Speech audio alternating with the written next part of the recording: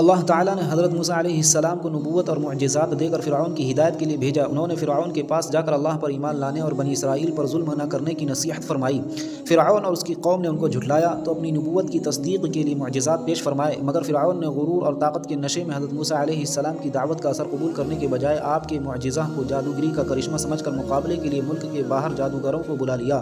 مگر وہ جادوگر مقابلے میں ناکام ہو گئے اور نبوت و سحر کے فرق اور معجزے کی حقیقت کو سمجھ کر جادوگروں نے ایمان قبول کر لیا۔ اس منظر کو دیکھ کر فرعون غصے سے بھڑک اٹھا اور ان کو سخت سزا دے کر ہلاک کر ڈالا۔ اس کے بعد بھی حضرت موسیٰ علیہ السلام مسلسل انہیں دعوت دینے میں مصروف رہے، مگر ان بدبختوں نے پھر بھی ایمان قبول نہ کیا، جس کی وجہ سے ان پر قحط سالی، طوفان، ٹڈیوں، جوؤں، مینڈک اور خون کے عذاب کا سلسلہ شروع ہو گیا۔ ان سزاؤں سے عبرت حاصل کرنے کے بجائے ان کی سرکشی و نافرمانی حد سے بڑھ گئی تو اللہ نے پوری قوم کے ساتھ فرعون کو بحر قلزم میں ڈبو کر ہلاک کر دیا اور اس کی لاش کو محفوظ کر کے بعد میں آنے والوں کے لیے عبرت کا نشان بنا دیا۔